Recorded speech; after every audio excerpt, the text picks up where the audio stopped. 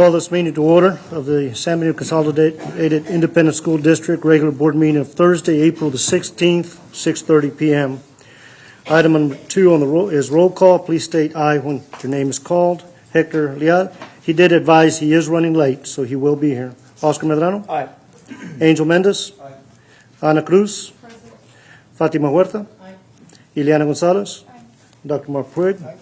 And our attorney is Flint. Next item on the agenda is Pledge of Allegiance to the United States and Texas flags. Oscar? Leading us in the Pledge of Allegiance is Cassandra Rene Vallejo Garza from Miller Jordan Middle School. Cassandra Rene Vallejo Garza is the daughter of Mario Garza, is an 11-year-old 6th grader at Miller Jordan Middle School. Her favorite subject is math and takes great pride in one special accomplishment, that she has passed all the STAR tests through elementary school and expect to do the same this year.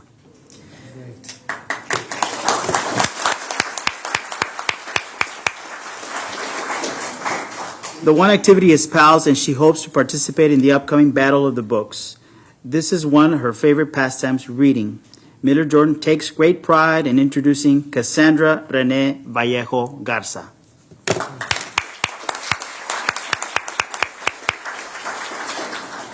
Leading us in the invocation is Joshua Monjaras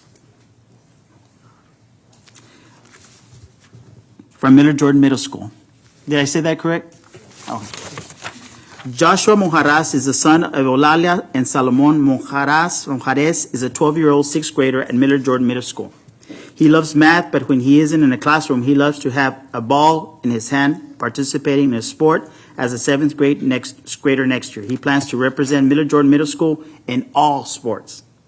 This past February, Joshua was presented an award by the Daughters of the American Revolution. Similar to Cassandra, he is also a member of PALS, where he serves on the other campus and in the community. Miller Jordan takes great pride in introducing Joshua Monjaras. Everyone, please stand for the Pledge of Allegiance.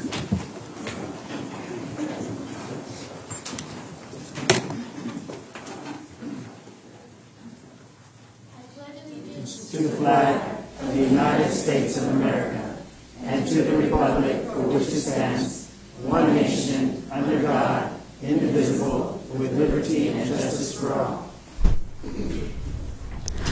Honor the Texas flag. I pledge allegiance to thee, Texas, one state under God, one and indivisible.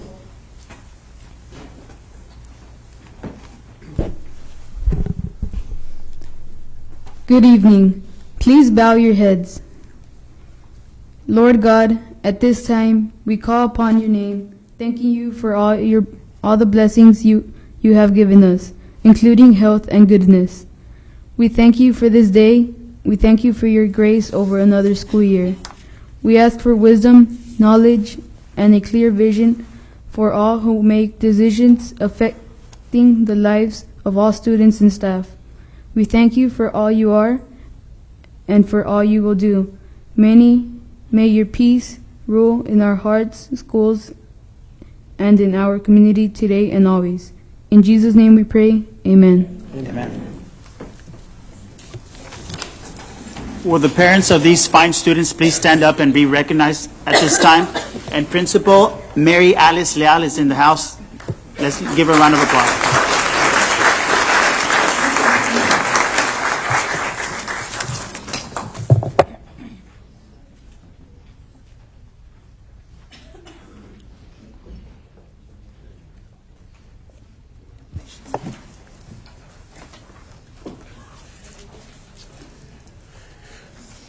Next item on the agenda is special recognitions. Dr. Pruitt? Lots of great things to celebrate. President Padilla, trustees, Ms. Longoria, let's start the show.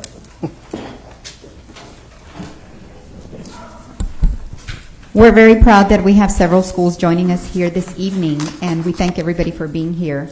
We have winners at the state level representing San Benito CISD, but also our entire community, and they fared very well. Every time that our students go compete, they're representing our San Benito CISD with pride, and we're all blessed that we have such fine students in this district and also talented staff that go the extra mile to help these students achieve success. And it couldn't be more true if we didn't have the help of the parents as well, because the parents are there to support and to lend a hand and to encourage. And so we thank the parents as well. And we'll get started with the first group. The first group are members of the San Benito High School girls powerlifting, and they placed second in state.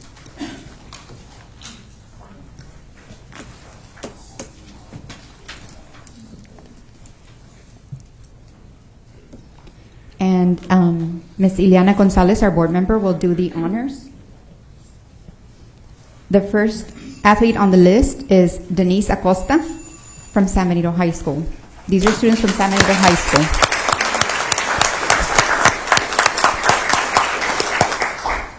Karina Garcia is another athlete that got first place. Riley Garza placed fourth. Congratulations. Sarah Gonzalez earned third. Congratulations. Clarissa Gonzalez earned fourth. Congratulations. Lupita Lerma earned sixth. Congratulations. Congratulations. We have another winner, Lindsay Meniola, placed eighth. Congratulations. Briselda Montoya placed second. Valerie Moreno. Rosemary Reina earned fourth. Congratulations. Great job. Lisa Sendel placed second. Great job. Leanne Ramirez placed fourth. Congratulations. And Soledad Villarreal placed second.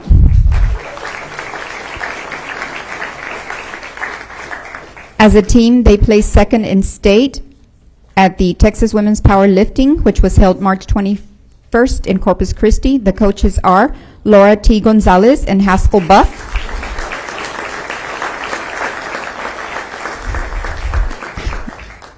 We have Principal Henry Sanchez, who was not able to attend, but he did send Mr. Juan Lopez here, the assistant principal, to represent him. And we have one student that's a VMA student, and we also have Mr. Gilbert Galvan, who's the principal at that campus, joining us as well. And we'd also like to recognize Dan Gomez. He is the athletic coordinator in the, athletic director in the district, and Ram Partida, the athletic coordinator as well, for their support. Congratulations for bringing back all those medals and representing San Benito CISD with great pride. And Coach, congratulations. At this time, we'd ask if the parents are in the audience, please stand and be recognized at this time, parents. And they would like to take a picture of you girls.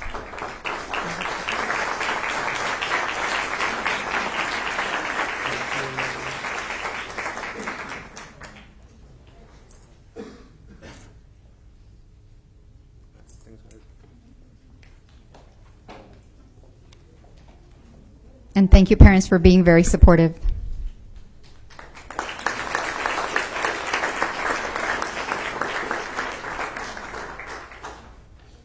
The next group on the list, we have Mr. Oscar Medrano, our secretary, doing the honors. These are students from San Benito High School that went to compete in the Skills USA State Leadership and Skills Conference.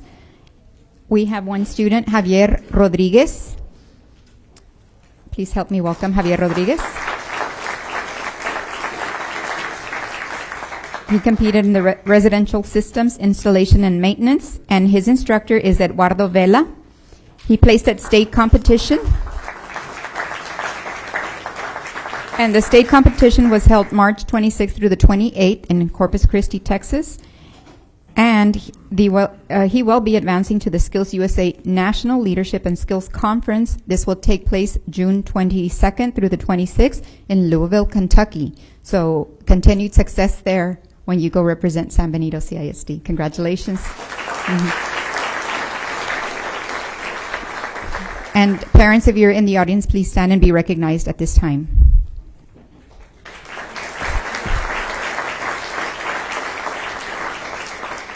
I also want to recognize the CTE director, that's Career and Technical Education Director, Mr. Hector Rendon. He's in charge of all these programs that are going to be out here joining us for recognition. So congratulations and keep up the good work. And we're looking forward to hearing good results at nationals.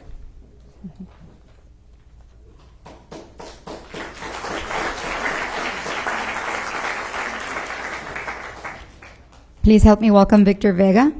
He's another student from San Benito High School. He went to compete at the Skills USA State Leadership and Skills Conference.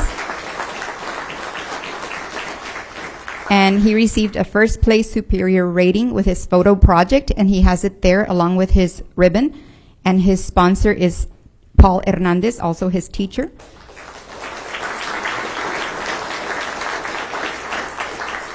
And this is with the photography projects, March 26th through the 28th in Corpus Christi, Texas. And we do have a proud mom, Elizabeth Vega, that's in the audience right now, taking pictures.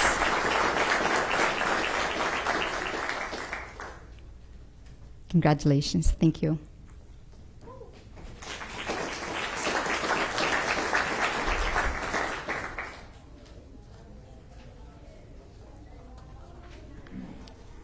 Our trustee, Ana Cruz, will do the honors for the next group.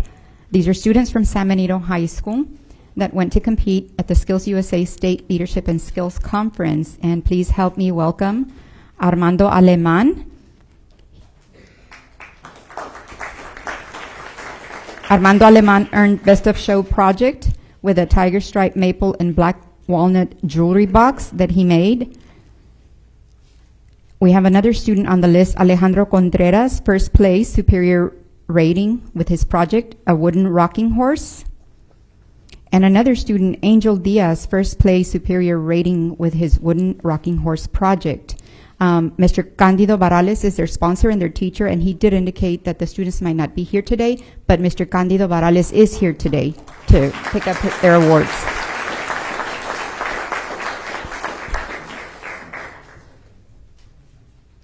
And this took place March 26th through the 28th in Corpus Christi, Texas. Congratulations, Mr. Barales.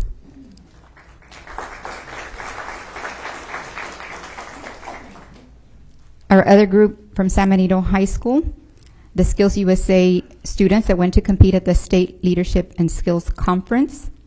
They are Joseph Garza. He placed first with his photography project.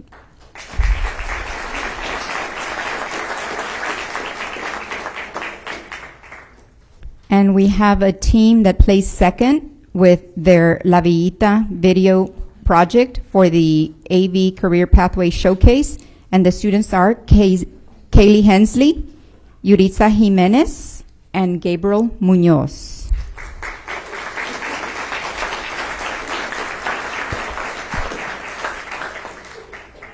We have two students that were top qualifiers at the competition. They are Evelyn Prado and Nevia Gonzalez. These are first, second, and third place, third round qualifiers.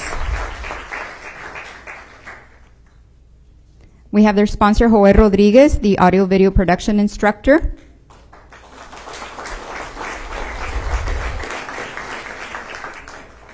And these students went to compete at the Skills USA Texas Leadership and Skills Conference, March 26th through the 28th in Corpus Christi. The state champ is Joseph Garza. He placed first with his spider project. That's what he called his photo. And the AV Showcase La Villita documentary, which was a video, placed second. And they walked away with a silver medal. And this was Yuritza and Kaylee and Gabriel that you see here before us tonight. And we're very proud of their efforts, and we wish them continued success as they pursue other endeavors. So parents, if you're in the audience, please stand and be recognized at this time.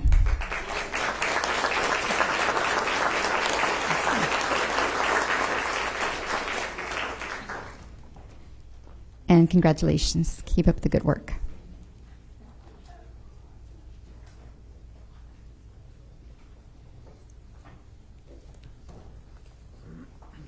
We have another group from San Benito High School that went to compete at the Skills USA State Leadership and Skills Conference. And we have some students on the list. Their teacher and sponsor is Melitón Hinojosa. We have Daniel Criado, first place automotive notebook.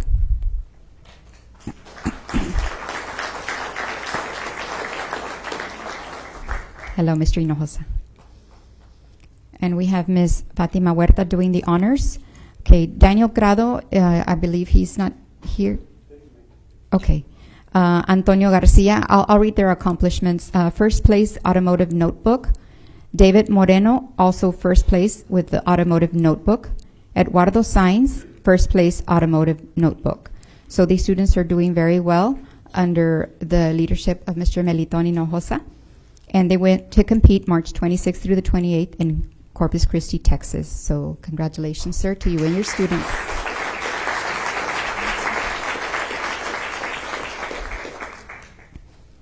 We have a group of students from San Benito High School that are under the instruction of Susan Lopez, and these are the students that are in cosmetology.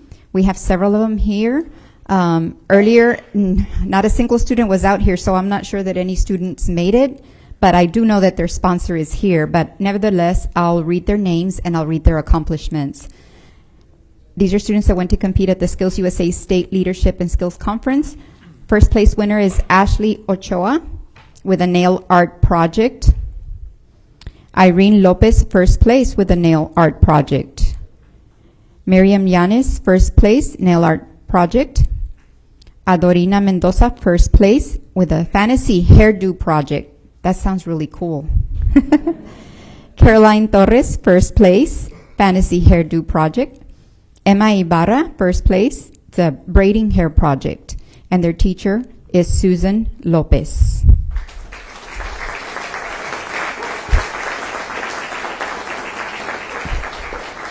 And for those of you that don't know, the cosmetology department is located at San Benito High School, and the students are able to take courses where they're able to get their license. And they have their fine instructor there that is very talented and sees them through the whole process. And they're able to save a lot of money by going that route because they can actually get licensed by the state while enrolled in high school. So I just wanted to mention that. Congratulations.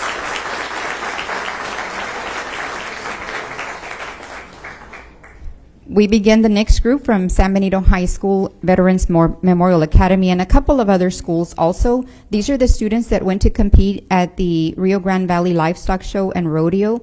This is what we call the Sale of Champions, and we had a lot of them, not just from San Benito High School, but from different schools. In our district, what happens is the students get enrolled as early as third grade, and so they're able to have their projects through the Junior FFA program.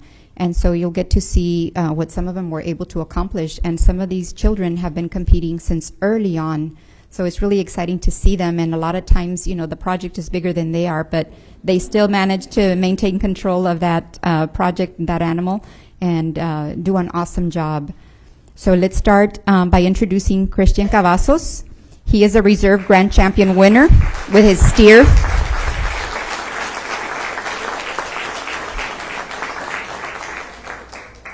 And not only did he get reserve grand champion with his steer, he also got second place with his hog.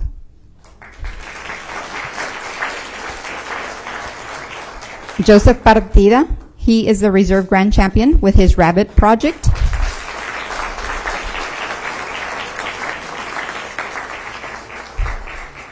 And we have Crystal Castillo, breed champion with her hog project.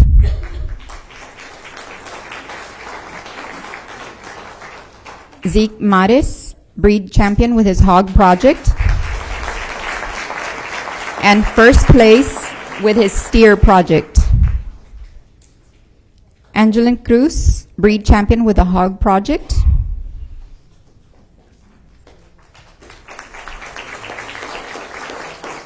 And we have other winners that are Sale of Champion winners. Nicholas Gomez, he is an 8th grader at Miller Jordan Middle School, 6th place overall in horticulture. So it's not just animals that they're introducing or competing with, it's also the area of horticulture and other projects. Edith Leos from La Encantada Elementary, reserve breed champion with a hog.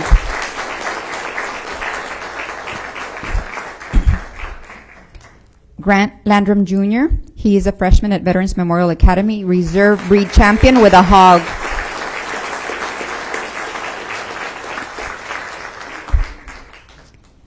Cassie Carrizales, third place overall with a rabbit project. And Cassie's a student at San Benito High School. Mark Gonzalez, also a student at San Benito High School. He earned Reserve Grand Champion with his poultry project. We have other Sale of Champion winners. Ricardo Olivares, first place with his hog project.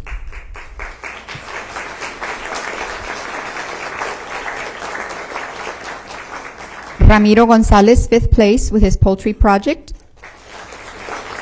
And Ramiro Gonzalez is a student at Berta Cavazza Middle School. Martin Olivares, first place with his hog project, student at San Benito High School. And Alejandro Garcia, San Benito High School senior, he was quite busy. He had several projects. 10th place overall with his rabbit. And third place with his steer, goat, and hog. Wow, you were really busy. That's awesome. Other Sale of Champion winners, Ian Abrego, fourth grade at Sullivan Elementary, 9th place overall with a rabbit. Ramon Martinez, first place with a hog from San Benito High School. Bernardo Munoz, first place with a hog, a student at Veterans Memorial Academy. We have another student from Veterans Memorial Academy that placed 13th overall with his rabbit project. Destiny Sandoval, 16th overall with the rabbit project. Senior at San Benito High School.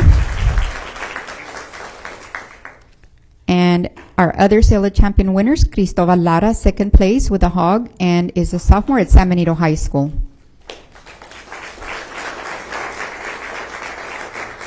Clarisa Gomez, a junior at San Benito High School, placed 17th overall with the rabbit project. Abraham Jesus Garcia, third place with a lamb. Third grade, second place with a lamb, and he is a student at Ed Downs. Noah Gomez, third place with a hog, is a freshman at Veterans Memorial Academy. Araceli Castillo, senior at San Benito High School, third place with a lamb.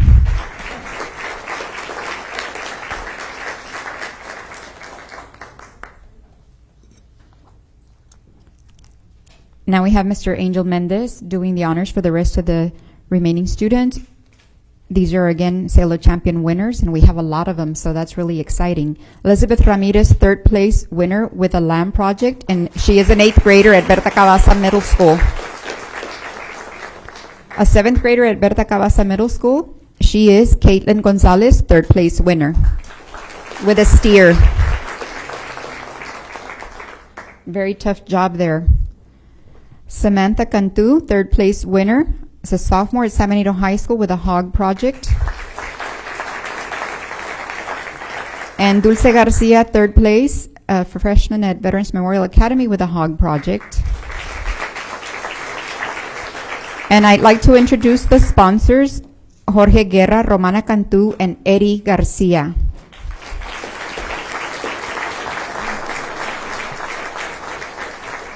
And I'd like to mention brief information here that Mr. Garcia provided me with. As you can only imagine, these students and the sponsors, and of course the parents, spend countless hours out there tending to the animals, teaches the students a lot about responsibility and hard work and things like that.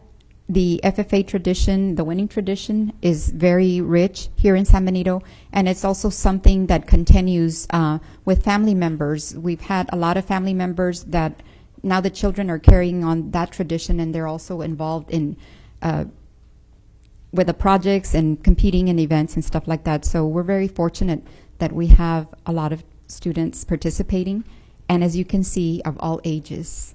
So that's awesome. Thank you.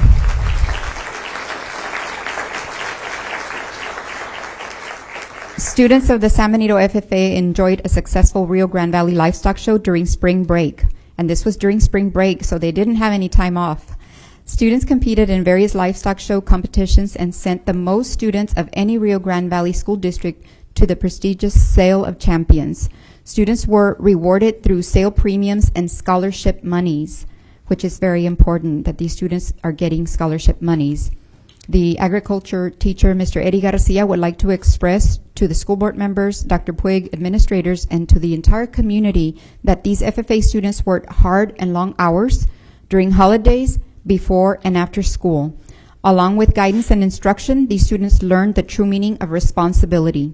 In addition, they also gained an appreciation of animal science and a front row seat to discipline and leadership.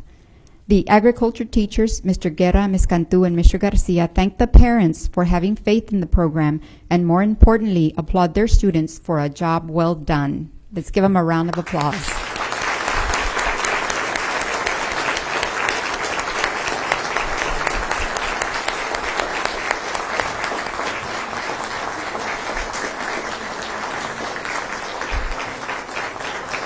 Great job.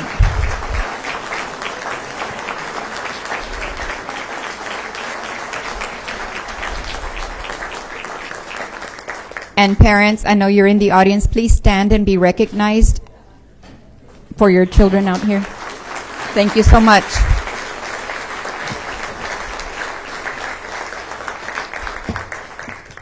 Thank you for all that you do to support our programs. We appreciate it. Congratulations and keep up the good work.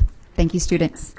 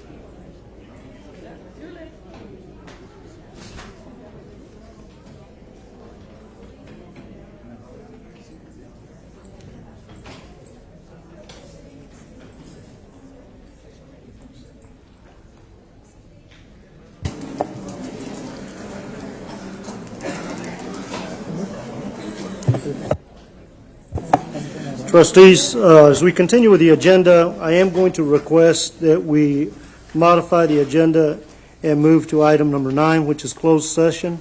Discussion under the authority of Texas Government Code 551071 for the purpose of private consultation with the board's attorney on any subjects or matters authorized by law. 551074 for the purpose of appointment, employment, evaluation, reassignment, duties, discipline, dismissal of a public officer or employee, to hear complaints or charges against a public officer or employee. Items A, report on personnel. B, employment, resignation, and retirement. C, principal contract renewals. And D, principal vacancies at Riverside Middle School. May I have a motion? So moved. There's a motion by Mr. Angel Mendez. Second. There's a second by Liana Gonzalez. All those in favor state by saying aye. Aye. Motion passes. We go into closed session at 6:58.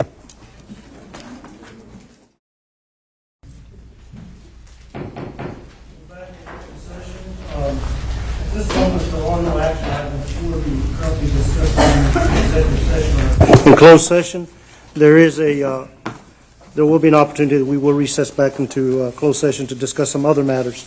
I know we have a large crowd here, and I know that there's a lot of interest as to where the district is going and what things need to be addressed. So with that, we'll proceed to the to item number 6, which is the superintendent's reports. Dr. Puig.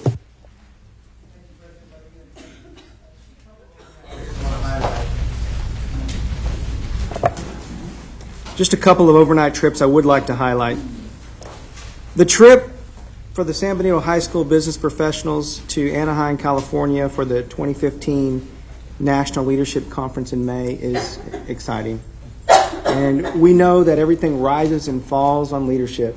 And we set the example, so it's great that our children are going to that. So that's important. I also want to underscore the trip to Nashville for our National Elementary Chess Championship in May.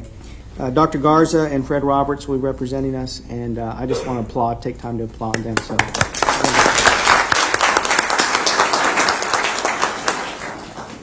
That being said, trustees, I do want to get into the superintendent 90-day plan update. And if, Ms. Longoria, would you? I'm sorry. No, Dr. Puig, I'm sorry, President. before you begin, just shut yours off. Let me address our community as a whole, and definitely those that have taken time to walk into our meeting tonight. We appreciate you coming in. I know we have some comments coming up from some of you. One of the things I wanted to get across to our community, to our teachers, our administrators, our students, and everyone, is that this Board of Trustees have worked diligently over the last 6, 8, 9 months in working towards getting this district, the personnel, the people to help us move it forward. You know, we hired a new superintendent. We've given him our goals, our what we want to see as an outcome, and most importantly, it was to make this district solvent. We know, we understand the shortages, where they've occurred. Dr. Puig has introduced an innovative opportunity to move us in that direction. I know that the concern in the community is the recent program change that this board took action on. Please understand, this recommendation was provided to us with the proper data by our superintendent. The board took action on that program change. At the same token, we have repeatedly impressed upon our staff and Dr. Puig that continue to work through and look at other measures as you look at the program change and how we potentially can minimize the effect that it may have on employment. We understand in a community our size that this type of any type of reduction can have an adverse economic reaction. Most importantly, it has a morale reaction. We have the best teachers in this area. We are proud of you. We want to keep every one of you. And the efforts that are being undertaken now are a team of individuals who see what needs to happen, not to hurt anybody, minimize, and I mean minimize, any effect of unemployment or losing employment. And with that, I applaud Dr. Puig's diligent work in trying to come up with other measures, and we're going to work through this. So, please keep in mind that, we do have our heart, if anything, in this community. We do have relations, people we know, people we grew up with. This is our community, and everyone here cares about you, cares about the students, and cares where we're going. So our efforts are not to hurt anyone, but most importantly is to secure the future of this district and secure the education that we need to offer to our students. And with that, Dr. Puig, please. Thank you, President Padilla.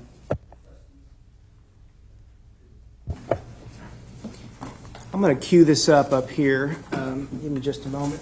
Put it on the screen.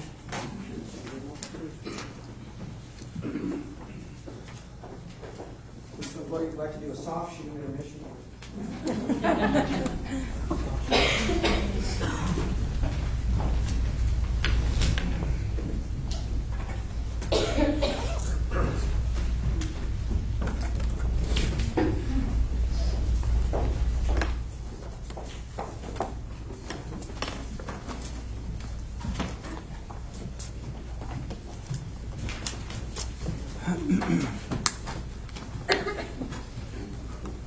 As Mr. Padilla eloquently said, trustees, it is about teamwork.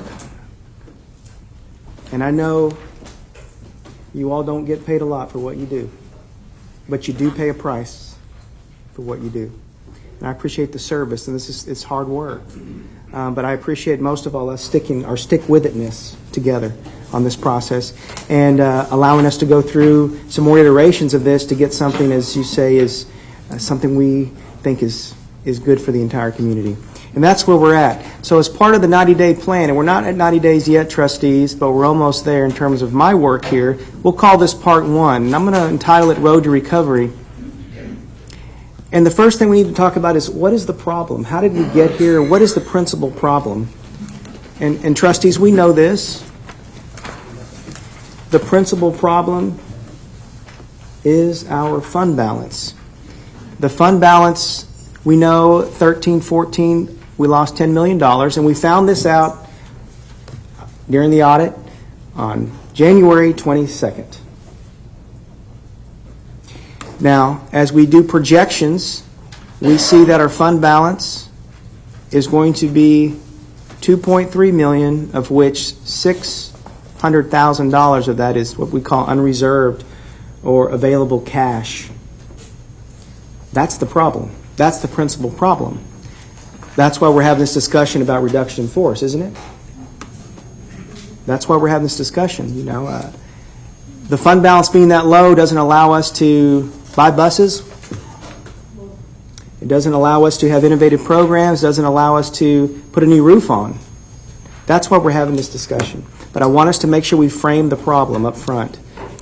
But let's talk about it more specifically, and then the solutions, associated solutions. We'll call it fund balance decimation. We have destroyed the fund balance. But the solution is, through the board and their authority and their power, is to adopt a policy called CE Local. We already have the policy in place, but we would add the component related to fund balance. We'll go through each one of these individually in a moment. The second problem is the health fund debacle. We're going to solve that by picking a reputable consultant, an actuarially sound health plan. That's in the process right now. The staffing guidelines and the vacuum. We've had a void. We haven't had any staffing guidelines. And let's be specific. That means we haven't staffed a formula. In other words, if you have this many kids, you get this many teachers. If you have this much square footage, you get this many custodians. We've just hired. Consequently, we're in a situation. The fourth problem is we're strategically bankrupt. What do I mean by strategically bankrupt? Trustees, and I think I've shared this with you, but it doesn't matter whether you're running a lemonade stand or the Dallas Cowboys or a school district. You have to have a strategic plan. We haven't had one since 1998. Since 1998. But the solution is we're going to come together and we'll come up with one. And there's leadership inequities is the fifth issue. What do I mean by that? We have to reorganize central office administration entirely. So let's talk about the fund balance solution. Trustees, if you would, the packet I gave you, there's a handout in there that is your current policy, the CE Local. The text in black is what you currently have. The text in blue is what would be additional policy to support the fund balance from the board chair. And I'll just note that portion for you all that I think is most critical. And it says, in order to preserve, this would be inserted with your approval, not tonight, but a chance for you all to look at it and come back and approve it in May. And it reads, in order to preserve financial stability, the district must be prepared to respond to cash flow shortages, large or unexpected one-time expenditures, changes in the economy, and changes in state funding. The district shall therefore target a yearly unassigned general fund balance between 10 and 15% of the total operating expenditures. This is currently not in our policy, but if we put this in here, this is where the power of the board comes from. No more expenditures can come through here without your approval that would dip below that number. Now, how do we get to that number? Here's the 3-year plan I've been talking about that Mr. Badilla said was a good solution for our community. It's a combination of 4 things in year 1. Year 1, if we follow these 4 items, this is conservatively, would get us about $7.3 million of cash. Recall, we only have $600,000 in the bank estimated on August 31st of this year. So we need to have a plan to get our fund balance back up. Attrition budgeting would save us conservatively $4.8 million. That's about 120 positions. We've already realized $2.7 million of that through 65 positions. The reconfigured health plan will save us $1 million. Reorganization of central office positions and other district support would save us another $500,000. And the zero-based budgeting plan, I think, is most important. Trustees, historically, we've taken the budget. Here it is. Everyone to see. This is everything in the district. What we've done historically is we spent, let me just pick a line item. We've spent $5,000 on print shop at this particular elementary. Next year we'll give them another $5,000. Every year. That's an example of just historical budgeting. What you do last year, you do it again this year. What you do last year, you do it again the next year. That's ineffective. We're going to do zero-based budgeting, trustees, where we're going to look at this entire thing, and it's a very laborious process. We'll take this entire thing, the business office and I, and strip it down to zero, and then build every line item in this thing, and there are a lot of line items, from zero back up to what we think it should be. Through that process, we will find $1 million. Easily. And a lot of it will be in the consulting area. We have consultants that have been here for a while that have done a lot, but have we evaluated the effectiveness of those consultants or those programs? That's called a program evaluation. That's part of year one. Year two, we take advantage of attrition again. That's 100 positions. Keep in mind, this is a conservative number. The data are out there. We had the TARP report recently that showed our annual turnover is 10%. Every year we use 160 people every year. In fact, since 2010, trustees, we've lost 818 people, but we've hired back more than 818 people. Now, when you do that, you're not looking at staffing guidelines. But if we go, hey, we just lost this person, do we need them back? Let's ask the principal. Let's ask the maintenance director. Then we say, you know what, I think this person can also take that load on. That's position control.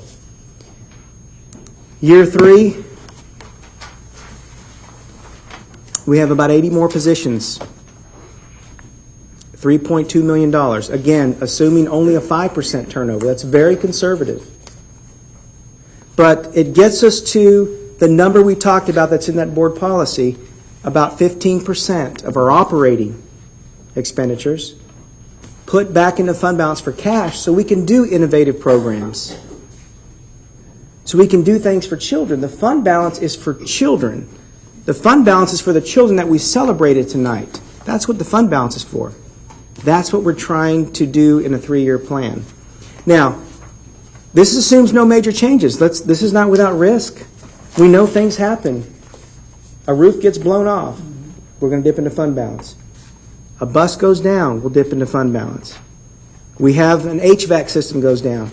Also, it doesn't include the revenue, potentially, that we could get from the state. It looks promising, but it's not in here. The state revenue models that the lawmakers are looking at right now are very promising for us, potentially $3.5 million a year, but we didn't add that in here. We don't want to count on that what we don't have, sir. I know you. We don't want to do that. But it gets us to the healthy ratio of 7.3. You want to be above 7 at a district this size minimally.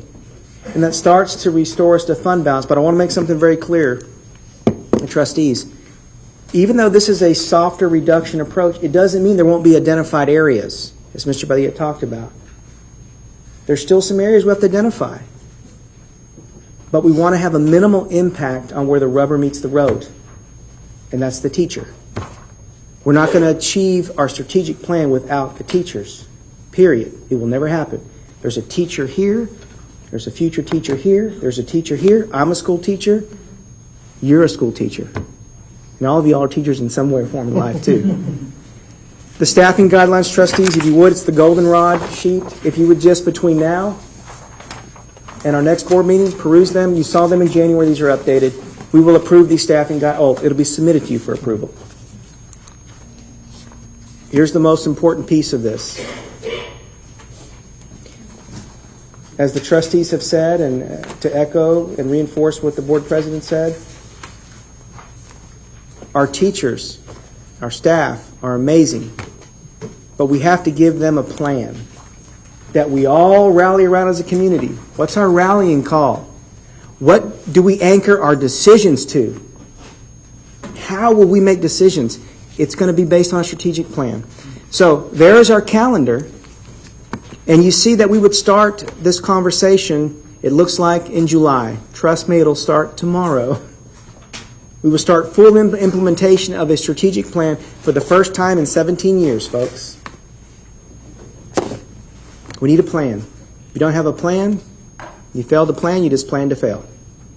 This is what's going to be the lifeblood of our district, and it's going to be collaborative with the trustees and with the community. That's the real power of San Benito. The strength are the people. I know, I've worked in 7 districts. These are the best people. The strength are our people. Now, that being said, we'll go through the priorities with the boards identified, the reorganization of the leadership, central office and other administrative positions in the district. We'll have to look at our org chart. The org chart is very inefficient. There are a lot of people on the org chart. We are looking at what everyone does. What is their responsibilities? This whole thing will look different at the next board meeting for your approval per BKB. There'll be some efficiencies. This also means that all the people on the org chart that are not professionally under the auspices of a RIF or DFFB may be subject to not being on this org chart. What does that mean? That means if you are a professional that doesn't have a term contract, you still may be subject to not being part of the district or separating from the district, potentially, because this is called a reorganization. That's old. We're done with that. We're looking for efficiencies, as the trustees have said, solvency. Now, I want to close with this, trustees. I want to make it clear so we're on the same page, because you're only as good as the information you have, trustees. You're only as strong as the information you have. And you have my word. Since we've been together since January 5th, I will never tell you anything without backing up with data. You have my word. Whether it's data you want to hear or not, I'm going to tell you the truth. And let's find out where our kids really, where are they coming from? Where are they going? Well, our kids are going 4 primary places. The children from San Benito, last year, in 2013 to 14, most of them left to Harlingen. Those that did leave, about 216, left to Harlingen. 105 went to Brownsville. 85 had an idea and went to IDEA. 57 went to Los Fresnos.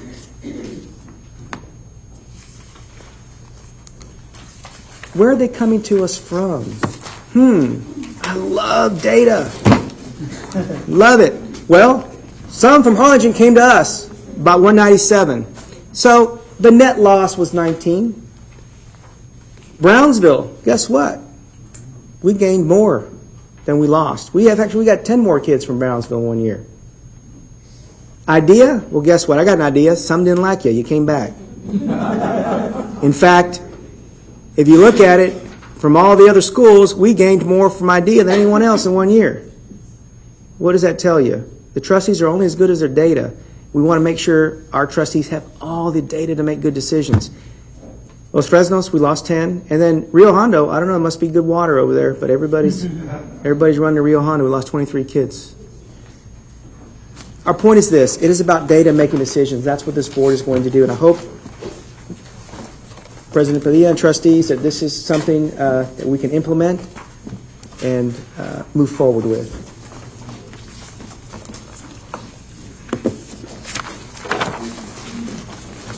I have one more presentation that I've asked us to present regarding the 2 schools. Ms. Nora Martes, are you here, ma'am? We have some schools that are academically underperforming that we want to give you an update on. Thank you, ma'am.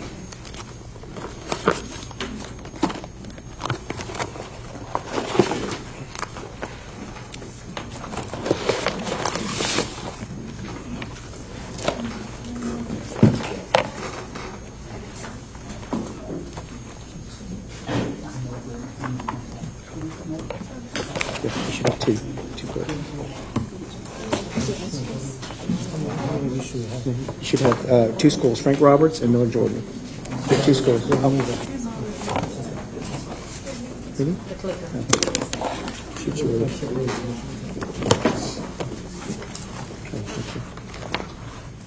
of all, good evening. Good night, I guess. Good evening. I'm a little nervous. But anyway, so tonight I'm going to be presenting information and Dr. Puig asked me to an update on the academic performance of our campuses. I'm going to start with Frank Roberts, and you received new PowerPoint presentation slides because we had to update them due to the new commissioner's final decision. So today, the first one is Frank Roberts. You know, Frank Roberts this school year was identified as the improvement required campus. And so that caused for then us to take action, for us to act right away as a team. So we were required by the TA to hire a professional, and that person is called a PSP, a professional service provider that guides us and guides the campus, guides me as a district coordinator of school improvement in improving the campus and implementing the Texas Accountability Intervention System model. This model is the one model that Texas uses so that we can improve the performance of the campus. We can transform the campus. And so the first step in this model is obviously we analyze our data. And so data tells a story, and data is what we use to, figure out what will be our next steps. So the first step is in data analysis. So what is our data was saying about this particular campus? Well, we received a specific report that is called the System Safeguard, and in this report, you will see that immediately we could tell that there were two areas of concern. The one area being reading and science. Across, if you read this report from left to right, you see that there's a letter N all the way across, and that means that this in the area of reading and the area of science, this particular campus did not meet the state target, and that was 55%. So if we tested 100 students, then 55% had to pass the test. And so we said, well, we need more information than that. So then the next step was to go a little bit further, and then that would be the second part of the report. It's called the System Safeguard. The second part. And this one now gives us a little bit more information. We know specifically the number of students that were tested, the number that met the standard, and then we give a percent. So as you can see, like in reading, the target was 55, but Roberts was at 49 under all students. So we were just a little bit off from reaching that 55% goal, state target. In science, it was the one area that we really needed to pay a lot more closer attention. As you can see, it was a 39, right? So we identified two areas of concern. That's step number one. We know what we need to focus on. So the second step of the process of the model, the TASTE model, is then we know our needs, and we need to implement a plan. That plan was the first thing we put together as a team. The campus leadership team, the PSP person, and myself were all involved in developing this plan. And then once we designed the plan with interventions, very specific interventions for reading and science, the Board of Trustees, if you remember, you approved the plan, and then we submitted to TA, which they also approved the plan. So we have the plan in place. We implement all of the activities, and the role of the DCSI and the PSP is to be monitoring the implementation of the plan. So that's where we are right now. Since the plan was submitted and approved by you and TA, we've been implementing the strategies and the interventions, and we've been monitoring. That's what we do every time we meet at a campus, and we're there frequently. So that's the stage where we are right at this particular moment of the plan. So every quarter we have to answer 3 questions to the state. Are we on target of meeting the annual goal? And yes, Roberts has been on target every single quarter, and we turn in that data to TA. In fact, they check on us too, the conference calls, and so they don't leave you alone. They add a lot of pressure. Another thing I would like to add is that one thing that I really appreciate is Dr. Puig, he told me when he met me, he says, never turn in a plan without my approval. And so he approves all the plans before they're submitted to TEA. So we always have to be ahead because I need to have it approved by him. So the data I'm about to share with you is early March. It was a snapshot at this time. Back in March, what was the performance of the students at this particular moment? Well, as you can see, in reading, all students were 53%. This is early in March. And in science, remember that 39, well, now it's a 72. So we have really, the campus has worked very closely with the science teacher and with all the teachers, as a matter of fact, implementing all the strategies, providing professional development. So here we are, this is where we are right now. And you're wondering, so what's gonna happen next year, right? Well, this particular campus, we really do not know at this moment how we're gonna get out of this IR status because the commissioner has not made a final decision. What we do know is that last year, the campuses that were IR last year, this is what they had to meet. They had to meet a standard, to receive the MET standards rating. They would have to meet all the system safeguards. There cannot be any ends anywhere. They had to be WISE all over, all across, in every subject, in every subgroup. And then they would also, once they leave that stage, then they become formally IR for 2 years. That means that for 2 years, this campus will be monitored, and they would have to have a campus leadership team, a PSP, and a DCSI, supporting the campus for the next 2 years. So it does take 3 years, honestly, to transform a campus. But as you can see, this campus, like in the area of science, is fixed already. We need a little bit more in reading, absolutely, but every recommendation is made, they immediately implement it. So many times we just need a little bit more time. Any questions about Frank Roberts? No?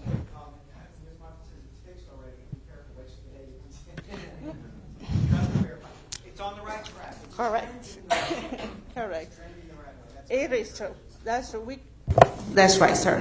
I should be more careful.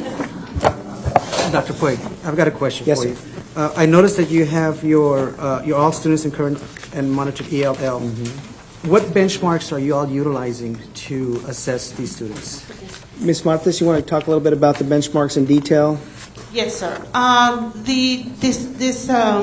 Both campuses, Frank Roberts and Miller, they developed their campuses because we have to be monitored closely, frequently.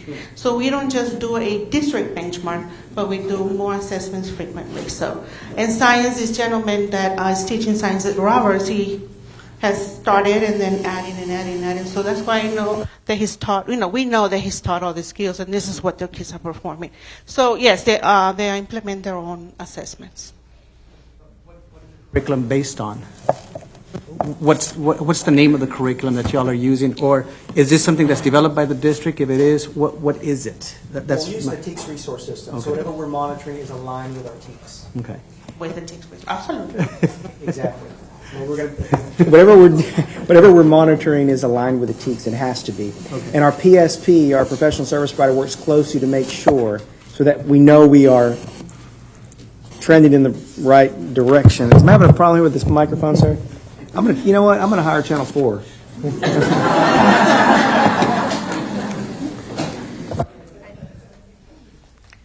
You please talk to the trustees a little bit about the PSP role and keeping us on track with the curriculum alignment that he's referring to. Yes, the PSP person, the professional service provider, is a certified by TEA.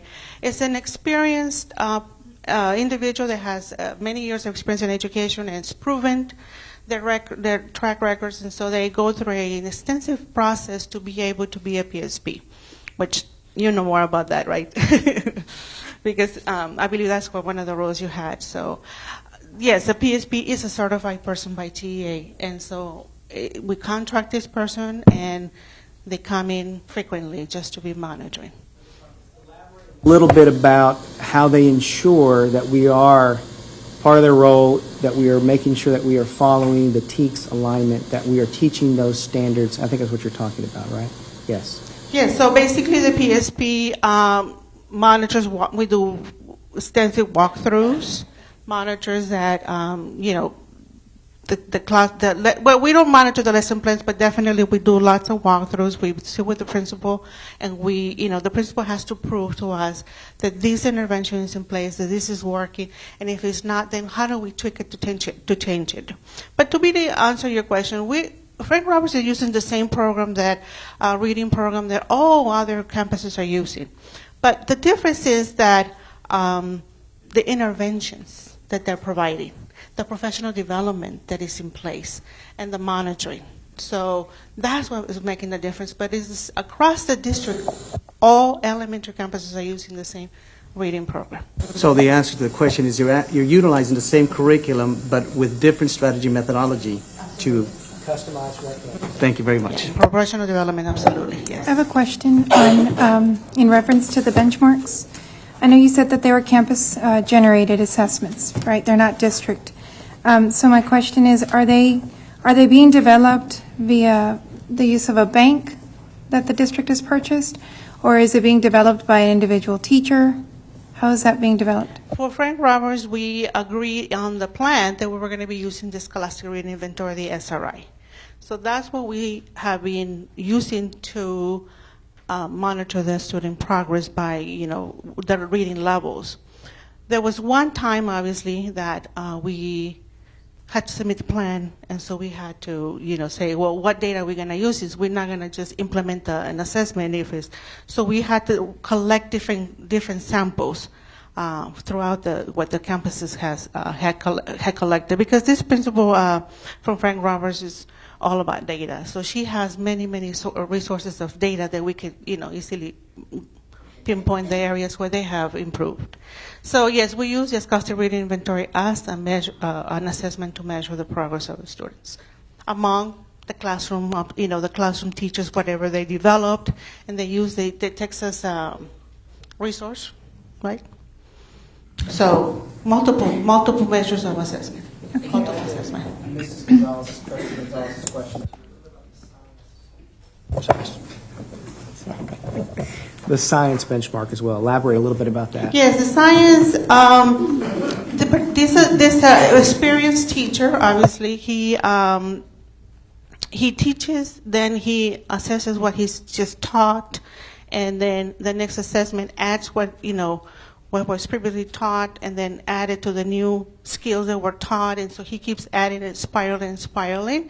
And so he has developed those assessments himself using the resources that come with the program. Okay, so that's the way that I know how we monitored.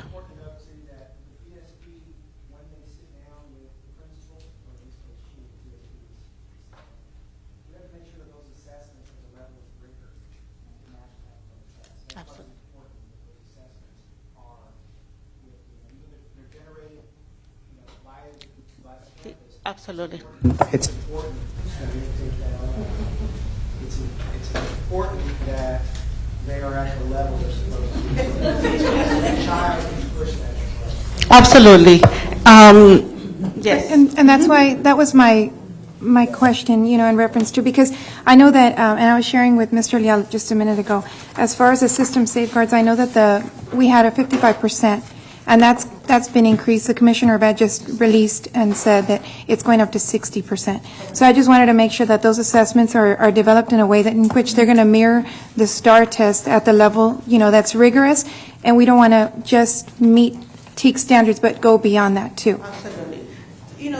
The teachers have received numerous trainings where they're provided with the level of questioning by the elementary curriculum director, with the KILCO and so on. So they have had training on how to develop this assessment as well as the principal. So they do evaluate each question, for the level of the higher order, absolutely. Mm-hmm. The PSP is also required to turn in a report that we don't get to see. So she does turn in a report to TEA, given the evaluation of the campus. So they are required to also express to TA if they're comfortable with the progress the campus is making. Yes. Additional question? Okay, so the next campus we're going to highlight is Miller Jordan. Miller Jordan, let me just start by saying that what we just talked about Frank Roberts, is all about the state. So they did not meet the state standard. So that's some key to keep in mind.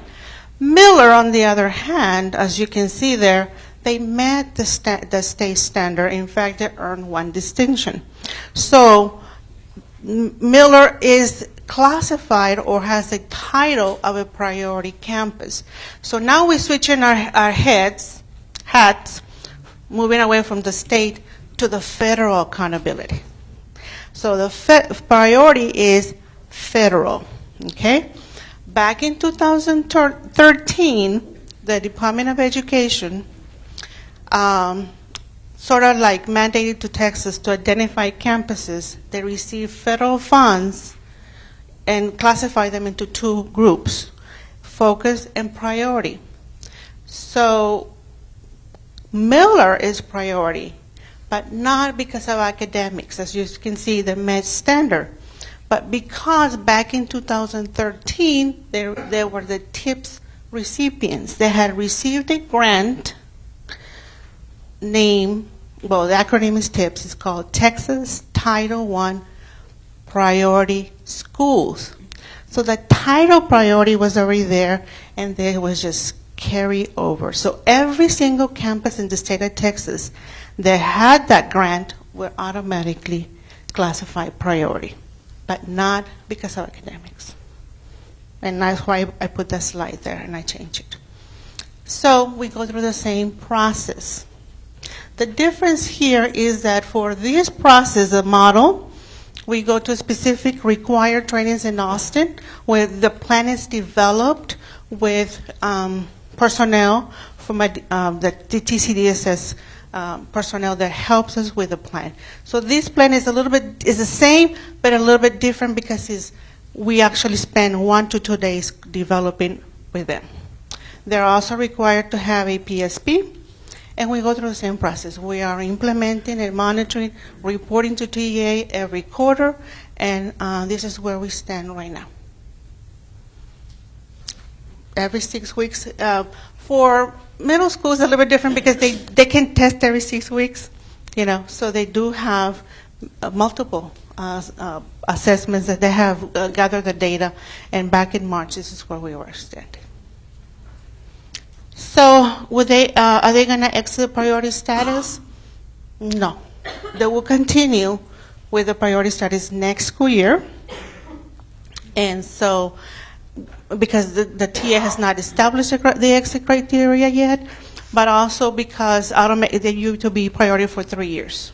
It's all about 3 years. It takes about 3 years to reform a school. So that's the information about it. I have a comment. I just want to congratulate you, Ms. Martes, on the job that you're doing and your staff, and keep up the good work because at the end it's going to pay off. So congratulations. Yeah.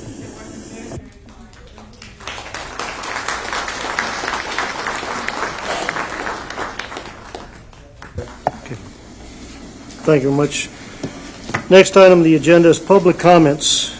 We do have 4 individuals who have registered for public comments. And I will read the rule and the reg or our rules for public comment. The undersigned wishes to address the Samuel Consolidated Independent School District Board of Trustees.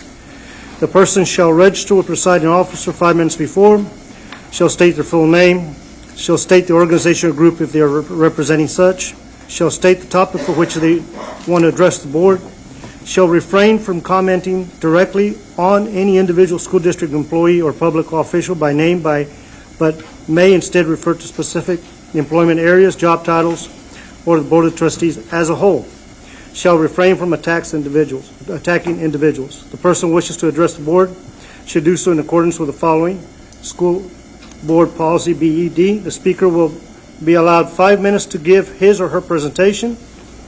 Delegations of 5 or more shall appoint one person to present their views before the trustees. Presentations shall be informative and shall pertain to school-related issues.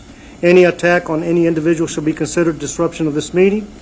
The Board of Trustees shall not deliberate or decide regarding any subject that is not included on the agenda posted on this notice. First individual we have on hand is Ms. Dolores Ramirez.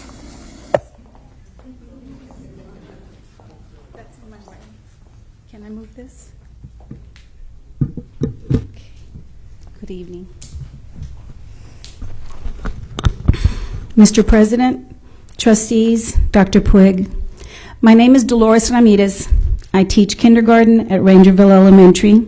I'm a 37-year veteran classroom teacher, 27 of them here in San Benito. I currently serve on the board of the Texas Teachers Retirement System, having been appointed by Governor Perry in 2013.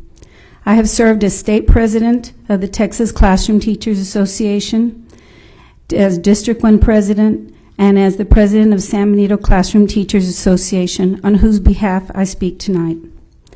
San Benito Classroom Teachers Association has 575 members in San Benito working as teachers, librarians, counselors, diagnosticians, coaches, paraprofessionals, and in other instructional areas. Tonight, San Benito CISD trustees, you have heard Dr. Puig's initial presentation of a multi-year plan to address the district's finances. San Benito CTA does not dwell tonight on past board decisions that put the district in this unfortunate position.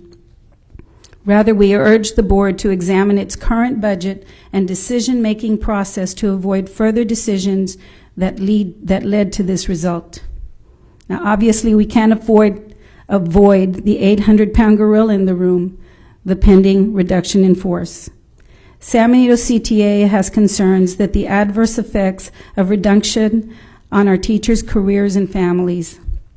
We appreciate Dr. Puig's recommendation to use a multi-year plan to address the budget, one that should allow attrition to address a large portion of the belt tightening and at the same time help our city adjust to changes. San Benito CTA understands that the board may avoid, excuse me, talking to kindergartners all day, I'm kind of hoarse, but anyway, that the board may avoid a reduction in force by adopting a long-term plan, or it may decide to go forward with the RIF process it started on March 30th.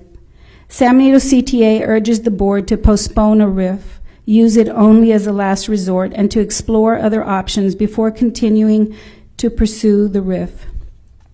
Looking to the future, San Benito CTA urges the district to incorporate as a planning premise that any adopted or revised plan promote and protect education and the classroom instruction of students. By classroom instruction, we mean campus functions such as teaching, counseling, media, library, special services, testing, compensatory support, and student activities that contribute to student success. We believe that the district can adopt a plan that assures quality student education and district financial stability as it protects employees and the community. San Benito CTA has several specific recommendations. San Benito CTA urges the board to focus on transparency, especially when projecting staffing patterns and the elimination and/or creation of programs or positions. Transparency will allow valued employees to get additional certification or training to enhance their opportunities for continued employment with the district.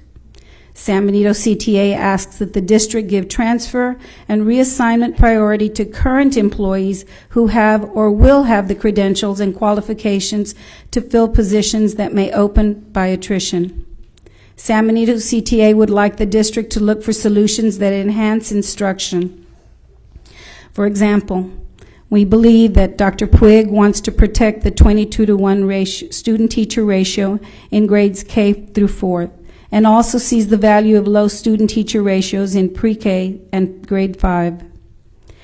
San Benito CTA also recommends that the district involve campus professionals and instructional staff in the analysis of instructional needs. A financial analysis of student demographics and staffing patterns at various campuses can promote financial planning. Inviting educators, professionals, and paraprofessionals to discuss instructional needs can help the district develop programs that make instruction more effective. San Benito CTA urges the district to look at those parts of the budget from which reductions could come before implementing reductions that directly impact classroom instruction. San Benito CTA also urges the district to consider stipends for employees who give early notice of retirement or resignation, where early notice would enhance the district's ability to plan around avoid rifts at the end of each year.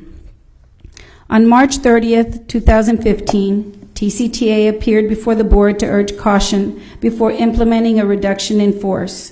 We are encouraged by Dr. Puig's approach and look forward to having an opportunity to be involved in the process. Thank you for your time and attention to the remarks of the San Benito CTA.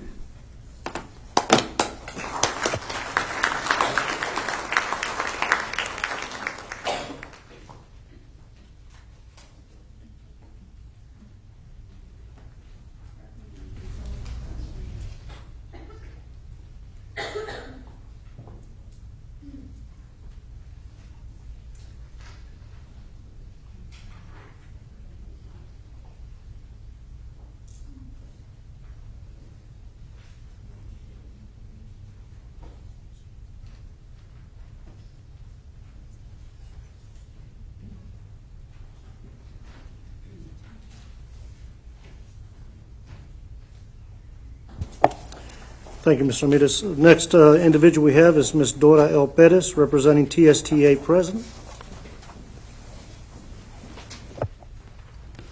Thank you, Mr. President, board members, and Dr. Puig.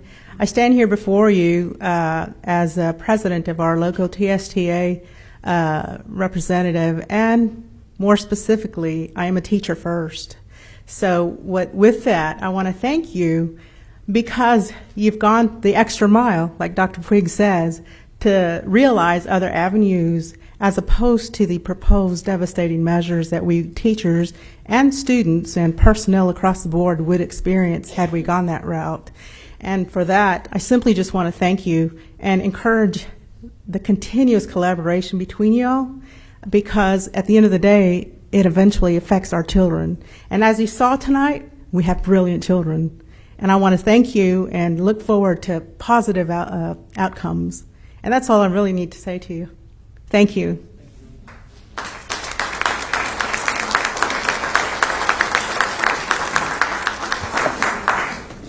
Next individual is we have Ms. Becky Barlow.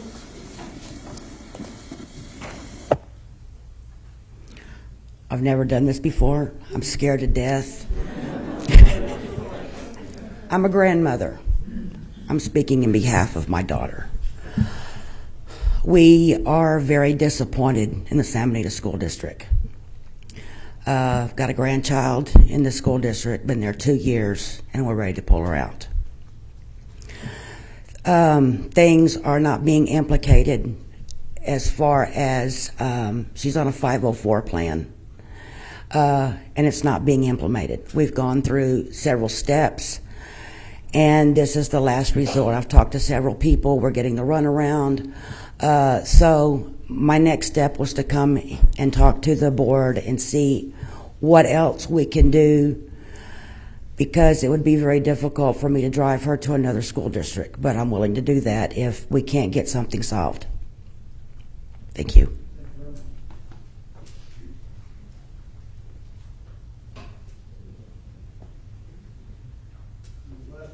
Last person we have registered is Ms. Rosalinda Garcia.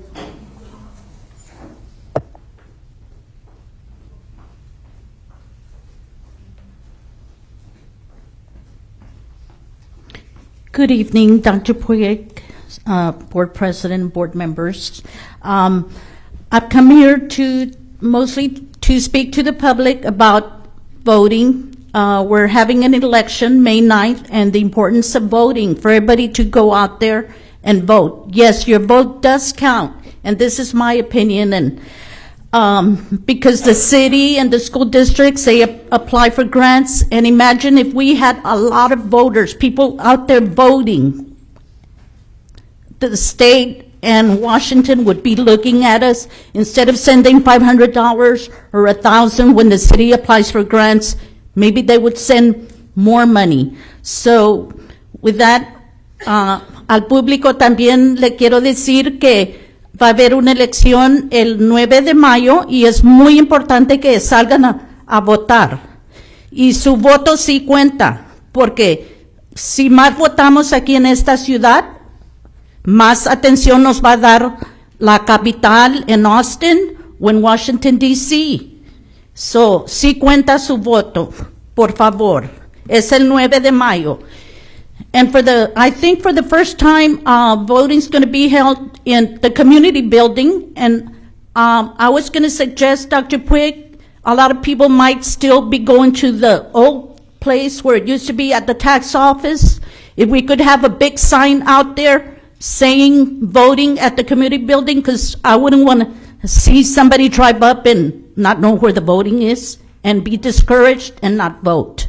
So, but a sign every day for early voting, and not a little sign on the door where people get down and then they'll see a little sign and where do I go?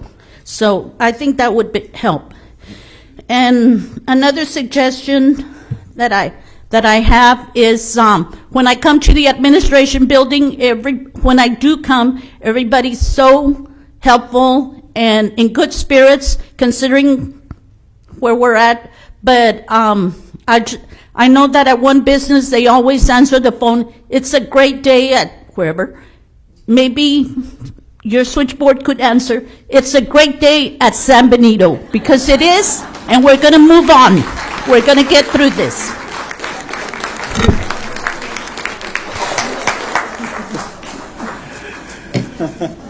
Thank you very much, Ms. Garcia.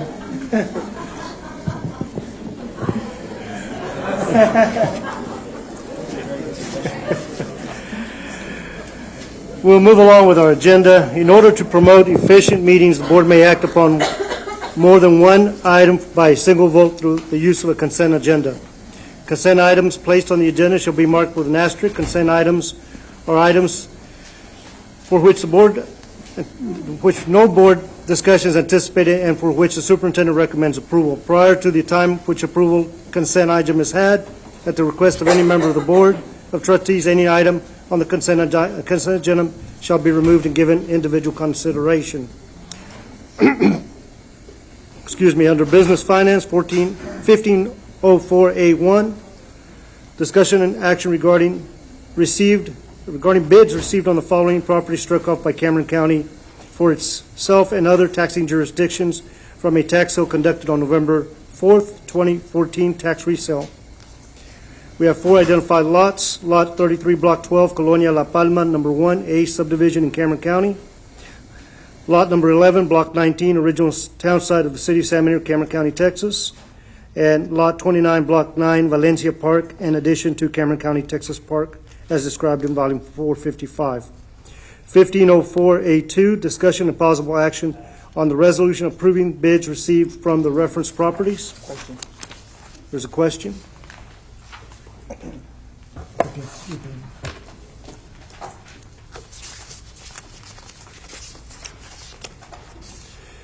1504A3, request for approval of 2014-2015 budget amendments. 1404A4, request for approval of 2014-15 budget transfers. Under administration, 1504A5, request for approval to purchase instructional materials. 1504A6, request for approval to certify the instructional materials allotment at antique certification form. 1504A7, request for approval of 2015-2016 calendar year. 1504A8, request for approval of board minutes. May I have a motion to approve all the items not in question? So moved. There's a motion by Hector Leal. There's a second by Oscar Medrano. All those in favor state by saying aye. Aye. Motion passes. We go back to item 1504A2. There is a question? On the possible action and resolution, are we gonna, the Cameron County repossess these properties, and we're gonna, what's the deal here? Okay. Hi, good evening, Mr. Medrano. Hi, how you doing? This is actually properties that were already put up for sale. No minimum bid was received at the initial sale, and so thereafter we conducted a tax resale to try to get these properties put back onto the tax roll. Because at the time that, at the initial sale, where no offers, minimum offers were received, those properties were struck off to Cameron County, San Benito ISD, and possibly City of San Benito if they had an interest in it. And they were no longer incurring any kind of tax liability. Any additional questions? So moved. There's a motion on the floor to approve 150A42 by Oscar Medrano. Is there a second? There's a second by Angel Mendez. All those in favor, state by saying aye. Aye. Those against? No. Motion passes. Go back to item number 9, closed meeting discussion under the authority of Texas Government Code 551071 for the purpose of private consultation with the board's attorney on any subject matters or matters authorized by law. 551.074 for the purpose of appointment, employment, evaluation, reassignment, duties, discipline, or dismissal of a public office or employee, to hear complaints or charges against a public officer or employee. A, report on personnel. B, employment, resignation, retirement. C, principal contract renewals. And D, principal vacancy at Riverside Middle School. We do go into executive closed session at 8:32.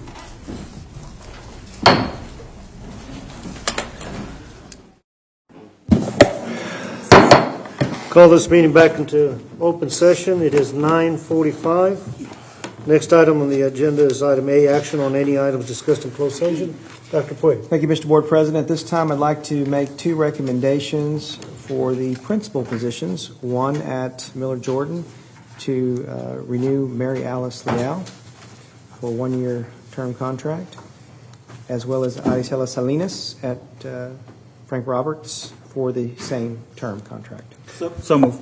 There's a motion on the floor by Oscar Medrano. Is there a second? Second. There's a second by Ana Cruz. All those in favor, state by saying aye. Aye. Aye. Those against?